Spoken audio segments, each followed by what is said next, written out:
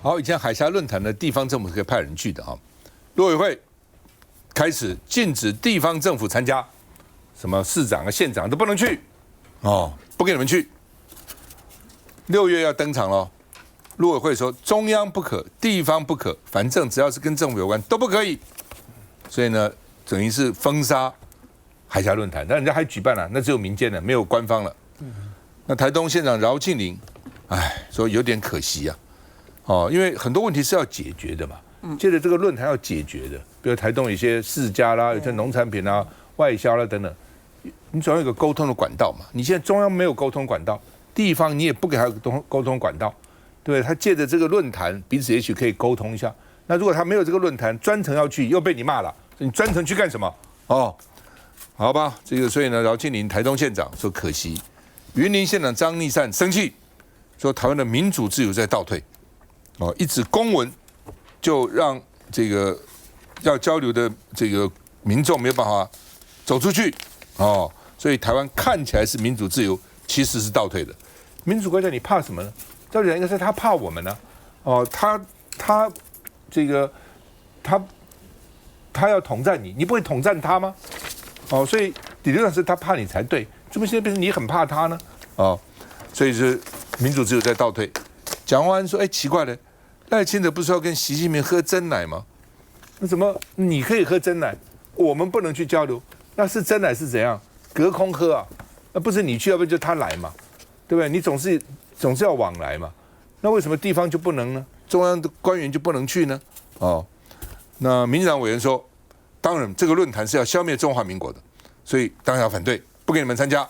哦，這莊瑞雄講的哦。那金門要選金門縣長的陳玉珍說。政府沒有信心了，為什麼我們不能統戰他呢？就他能統戰我們呢？那另外呢，關於上次那個漁權的問題，不是日本跟菲律賓談嗎？沒有找我們嗎？林佳龍說中國盜國為因，扭曲問題，台灣不要中計了因為中國說這個什麼權利是他的等等一大堆。那行政院也這個嗆中國，不應該借機把台灣東部內海化，好像是我們的變成你們的那國民黨委員說，外交部長林佳龍，你狀況外你在講什麼東西啊？那這個民進黨一直在講，民進黨就怕中國了，說要防止中國大陸這個吃豆腐。那國民黨跟民進黨就說，你要提出一個海權的對策，你沒有對策，光講吃豆腐，光講吃豆腐所以呢，對台灣不是佳音。那因為呢，會讓第一島鏈實質斷裂。事實上呢，不管有沒有影響你台灣的權益。他們在談，你總應該參與吧？你都不參與，都不知道，事先不知道，事後還肯定，這什麼態度嘛？喪權辱國，唾面自乾，自以為沾沾自喜，被罵了以後才說我去抗議我去溝通我要派海巡署的船去等等，實在是太荒唐了。看一下。去年才前往大陸推銷台東世家，但這回兩岸海峽論壇6月13號廈門登場，台東縣長饒慶鈴一樣有申請赴會，只是陸委會宣布禁止中央機關跟地方政府參加，也是近年來首度公開禁止。凡是要跟我們申請的，是一概不會准許。那海峽論壇眾所周知，它是對台所謂融合統戰的一個平台，可惜問題能不能解決，其實才是我比較關心的。那我一直覺得，我身為台東縣長這個身份，就是一個平台。那這個平台如果說能夠大家一起為這個平台加分，那就是一件很好的事情了。畢竟是推銷自己縣市農產品的大好機會。雲林縣長張麗善也說，為何要自我限縮？而國民黨則預計由副主席張榮恭帶隊參加。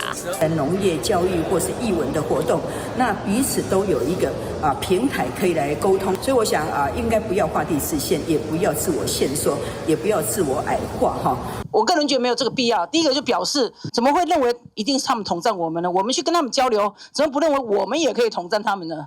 楊文慧，我覺得這件事情老實說跟我們宜蘭是非常息息相關。所以我其實從這個日菲決定有傳出消息說要談開始，我一直在觀察這個民進黨的相關的從中央到地方的相關的官員有什麼樣子的態度？因為大家知道，我們宜蘭其實就是海岸線很長，那我們在蘇澳、南方澳這個地方呢，其實就是靠捕魚，而且就是遠洋漁業，所以這一塊這個東部海域的這個漁權、經濟海域的部分，跟我們宜蘭的這個漁民絕對是息息相關。我看了半天，都不要講說賴清德、賴總統，人家記者問的時候，第一時間他轉頭就走。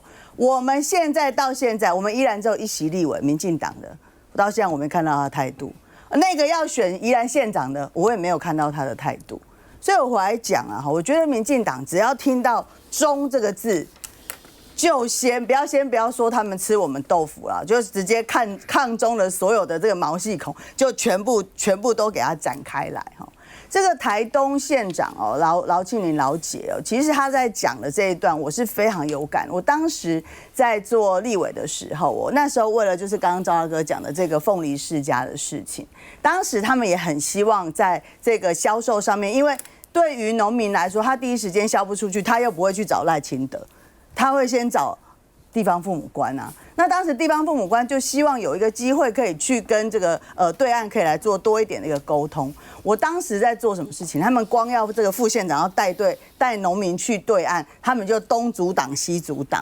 光這個過程當中啦，我覺得就像勞姐講的啦，有一個平台大家可以交流，解決一些問題，沒有什麼不好。前面兩段所有的來賓不斷在談，就是川普的這個所有的作為裡面，不管是戰爭也好啊，灌稅也好，反正他就是要讓美國再次偉大嘛。但是這個過程當中，都可以看到川普跟習近平可以坐下來談，但是我們看台灣政府的態度，就是讓大家覺得很傾斜嘛。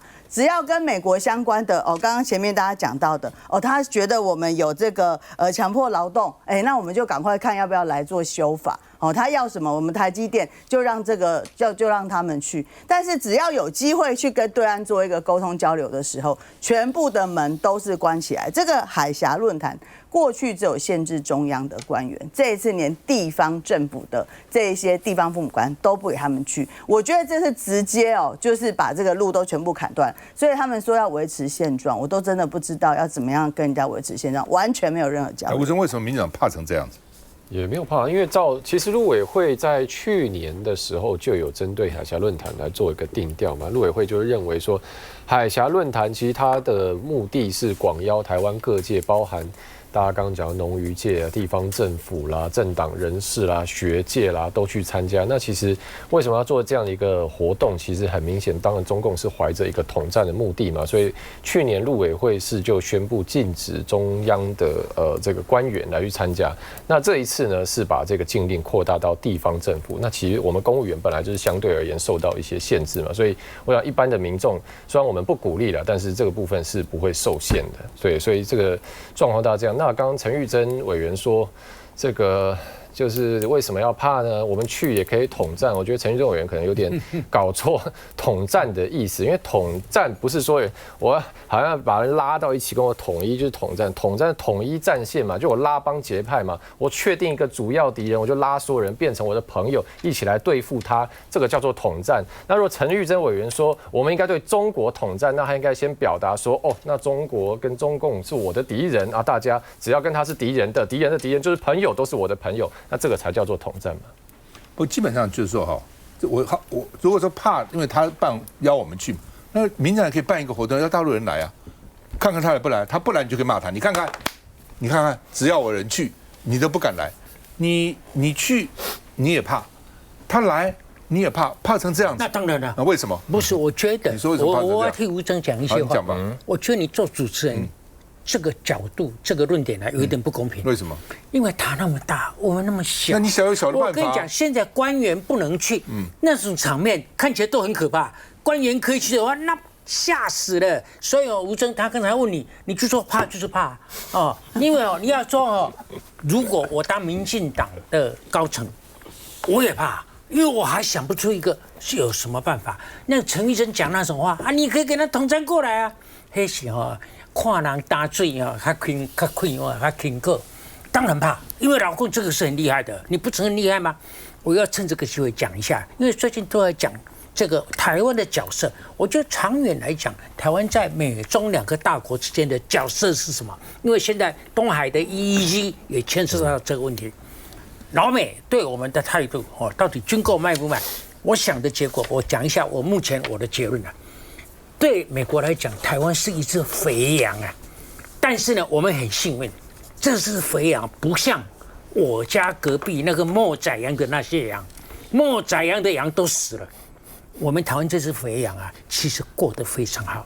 但是呢，老美剛剛李博義講，川普會花錢，所以他要想辦法賺錢，這個錯了。川普不花錢也很想賺錢，他就是愛錢，他天生愛錢啊。但是呢，對付我們這隻肥羊有2個方法，一個是軍購，一個是關稅。那軍購呢也很巧妙了。現在美國的農業部長說，我們以農立國，這個黃小玉你不買我們就很慘了啊！現在川普就希望他買黄小玉，所以就答應軍購賣給台灣少一點，所以這一方面我們就少花一點冤枉錢。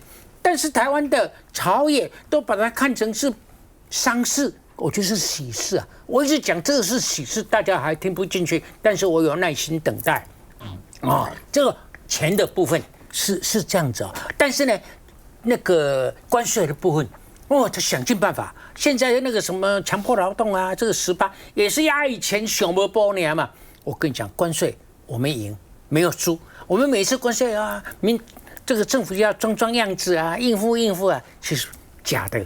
我們老神在在，我們賺太多了。我們的出口，我們的順差，我們的這個外匯存底，好的驚人啊！我跟你講，老美想要賺台灣的錢，休想！我們太厲害了，所以我們這隻肥羊，這個命是保得住，而且不是但保得住，而且一路肥胖。那我們想到我們在老共中，我們的角色是什麼？不小心我們台灣會變成老共的被保護國，你知道嗎？就是這個 EEZ 啦、東海這個事情啦，還有以前的比如說這個釣魚台啦，還有曾經發生過的南海的爭端啦，只要我們的鄰邦弱小的我們也怕，強的像日本我們更怕。為什麼我們怕？為什麼他們現在最近國民黨舉例了，說當年馬英九多厲害，就馬上派船給順蛇的回跟丟？因為馬英九的背後，他的理論，他的一中各表沒有跟這個違背。他去了碰到老共的船修書，就是一中各表。我們現在的民進黨很緊張啊，你就是說記得打你記得，唔通出事我就回去啊。為什麼？因為我們的海巡、我們的海軍沒有這個能力啊！現在就怕說，當我們表現不好的時候，民怨增加，我們的外交部繞虧，我們的海巡署這個臉不曉得掛到哪裡去。那最後靠什麼？老共來了，大捷龍改管那變成什麼？就變成一中不虛表，就是老共的主權延伸到台灣的東部的海域了嘛？不是嗎？這個叫一中不虛表，這個說。一中各表，好，你的主權伸到我們這邊來啊，我們主權哪裡去了？很丟臉的。所以民進黨的兩岸論述碰到這種場面最糟糕，是不是呢？我講你們就不要一天到晚罵民進黨，民進黨很痛苦的，你知道嗎？民進黨被過去的論述綁住了啊，你也可以想辦法啦。他痛苦，他作繭自縛了。不過你說，因為民進黨看到就怕，你也怕。我不同意的，他有他的長處，我們有我們的長處嘛，對不對？我們很多地方是不錯的，那你說因為他很大我就怕，那比我們大的國家多了，那每個都怕。不真的，日本你也怕，這個很美國你也怕，你這個論述非常脆弱。為什麼脆弱什麼？你不到處怕？別的國家對台灣的企圖跟老共不一樣啊。你台灣的民主自由不能夠去影響老共嗎？都完全你沒有信心嗎？你那麼厲害？當然，為什麼不行？開什麼玩笑？大陸人這都不以前覺得台灣生活很好，人很好，很客氣啊，你不給他來啊？難怪現在對不對？老共都要罵你，而且不但只罵你，連我都罵進去。他罵不罵跟我不在乎，我覺得他有他的長處，我們有我們的長處。我覺得台灣不管民進黨好，國民黨也好，跟共產黨跟北京要互相尊重。我尊重你，對不對？你的確有成就，因為你的集權政治嘛，你很有效率。你開一條高速公路非常快，搞一個高速鐵非常快，然後各種建設很有效率，我承認，我也尊敬。對，你要尊重我啊。那你怎麼搞？你要怎麼搞？你不管我下次曾麗文去北京帶你去。我才不跟他去，這兩回事了。我問你嘛，你不是天天吹牛嗎？說我們的 AI 很棒嗎？是啊，是很棒。那我們不值得驕傲嗎？可以嗎？那你要不要尊重我呢？我中華民國比你中華人民共和國早38年承認，你總要承認這一點吧？你這一段都是空話。不是嘛？你總是要講嘛。空話。那你也講啊，你講要怎麼講？那當然是這樣子嘛。所以在這種情況下，我是覺得台灣也好，國民黨也好，民進黨也好，就基本上跟共產黨基本就我尊重你，尊重我嘛，而不能變成聽他的話就不行的。絕對不能聽他的話，他講話你不能說他叫你做什麼你做什麼，你自己要有自己的主張，要有自己的意見，要有自己的立场，要有自己的利益。那交流怕什麼？怕什麼？你要站穩這個立場，你怕什麼交流？你講這些，你講這些。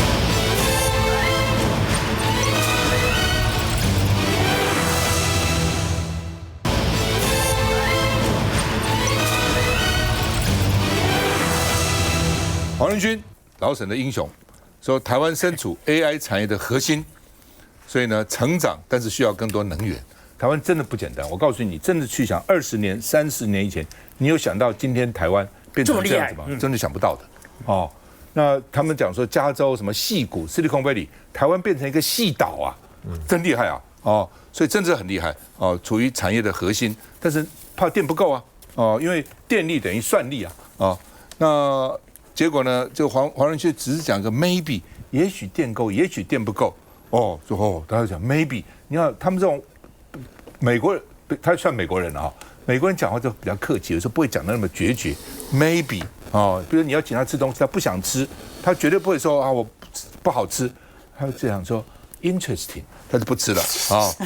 賴清德呢會，包括這個事情很難，他不會講 difficult， 他說 very challenge。哦，很有挑戰性。我那時候當研究生，很多問題，工程問題，我有問題問教授，他也不會啊。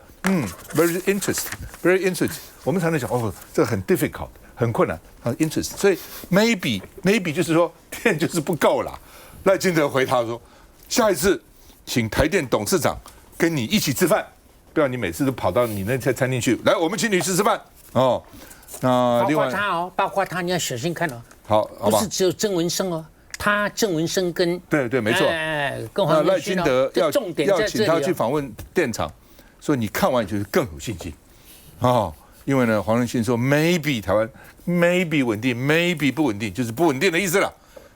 那黃仁勳現在很客氣說，如果賴清德邀請他，會非常感激，很榮幸。對，你看黃仁勳到現在來這麼多場，沒有跟賴清德見面呢，對，每天都跟蔣萬安啊等等之類的哈。然後呢，李四川啊等等，沒有跟賴清德。哦，所以呢，說很，然後好吧，那你請我吃飯，感謝啊。蔣萬安說參觀電廠，去核三廠看看嘛，看看是什麼樣子啊。那另外呢，這個高雄的新興跟三民區突然停電了，哦，美麗島啦、高雄車站啦、美麗島站啦，一帶全黑，千戶崩潰，快熱死，現在很熱哦，在這麼熱的狀況下，如果真的發電有問題啊，真的搞死人了。我們看一下。是面對 AI 人工智慧產業快速發展帶來的龐大用電需求，回答執行長黃仁勳訪台的時候，他多次提到台灣需要更多的電力，而且當他被問到行政院掛保證說台灣可以穩定供電到2030年時，黃仁勳也以英文 maybe 回應台灣供電是否充足，引發了關注。如今總統賴清德也在接受電視台專訪時表示，歡迎黃仁勳下次來台灣時，除了跟企業吃飯，也可以邀請台電董事長曾文生一同參敘交流，可以請台電董事長曾文生一起邊吃邊說明。同時，總統也邀請黃仁勳去看發電廠，實地了解台灣的能源政策跟供電狀況，對台灣的供電穩定性將會更有信心。而賴總統也表示，包括黃仁勳在內，任何擔心台灣的供電會出問題的人，我們都可以帶他去發電廠看一看。同時，賴總統也指出，目前台灣供電穩定，但綠電供應還有成長的空間，因此政府會持續推動綠能建設，擴充再生能源發展。路上一片黑漆漆，不止路燈不亮，交通號誌大罷工，就連兩旁的店家招牌也全部跟着熄燈。員警一接獲通報，立刻趕往現場，站在馬路中央指揮交通。高雄4號晚間連續有2個地區大停電，其中新興區的林森一路和大同一路因為自動化開關突然故障，導致2444戶沒電可用。當時街上不少店家還在營業，有民眾火鍋吃到一半，突然一片漆黑，只好紛紛拿出手機，開啟手電筒，摸黑繼續吃。然後就剛剛停了，停差不多1個小時了。哦啊，家裡很熱還是怎麼樣？對啊，沒電沒冷氣沒冷，當然熱。而不止新興區，三民區也發生停電情況，因為低壓接頭燒壞，南華路一帶大約有100戶居民受到影響，街道陷入一片黑暗。相關單位獲報後，派人趕往現場緊急搶修，在深夜將近12點，已經全數恢復供電。來，琬惠，我覺得這個黃仁勳講話其實是非常的這個藝術了哈。那對於一個企業家來說，我剛剛還在跟博弈說，我覺得其實他的回答，他說很榮幸、很感謝，但他也沒說他要跟不要，因為對企業家來說，我覺得他選擇去一個地方做投資，其實他一定會做非常多的這樣子的一個相關的一個評估啦哈。那他在這個訪問當中，他不斷的提到，就是說，台灣真的需要能源哦，因為台灣目前的產業正在快速的一個成長哦，那這個更不用說他在整個這個來台灣的這段時間，他有很多對台灣供應鏈的相關廠商的一個感謝了哈，所以。回來講，我覺得基礎上還是要回來討論的是說，我們賴政府的它的能源政策是什麼哈？那過去2年呢，它看起來呢也有開始有點轉變嘛哈，尤其在今年的時候哈，我記得我們去年民眾黨還在發起823的這個公投哦，那當時一開始也是被民進黨大用力的這個轟啦哈，但是呢，今年初看到這個民進黨有一個轉向哈，他說。那個核223的這個延期相關要開始來開啟它的這個相關的一個評估了哈，所以我覺得民進黨也不是完全不會轉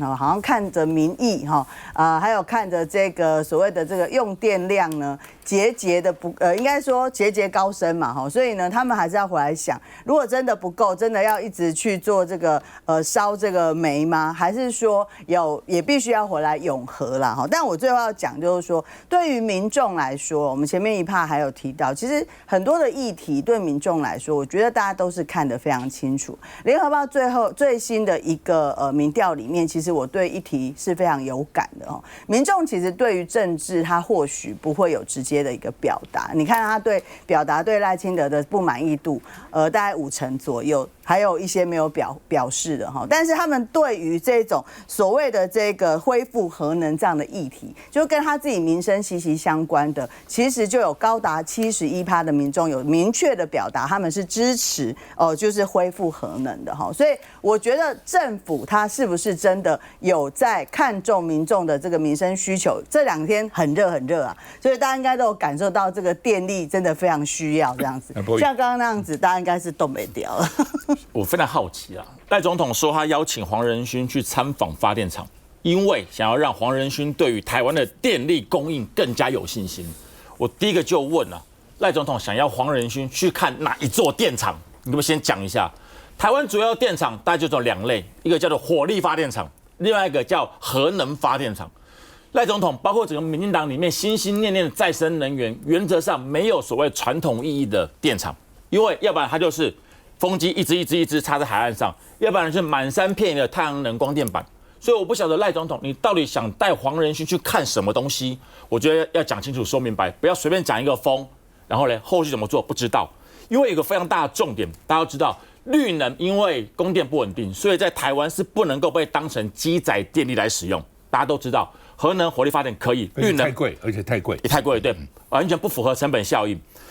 黃仁勳執行長包括所有的高科技業都知道台灣的能源政策，他們期待的是什麼？不是綠能，是核能。所有人都知道，賴總統會不知道嗎？當然知道。但是賴總統的發言跟大家報告一下，他講什麼東西？他說，台灣目前供電穩定，但是綠電供應仍有成長的空間，所以政府要持續推動綠能建設，擴充再生能源發展。然後還說要持續推動第2次的能源轉型，讓科技發展到哪裡，穩定的電力就支持到哪裡。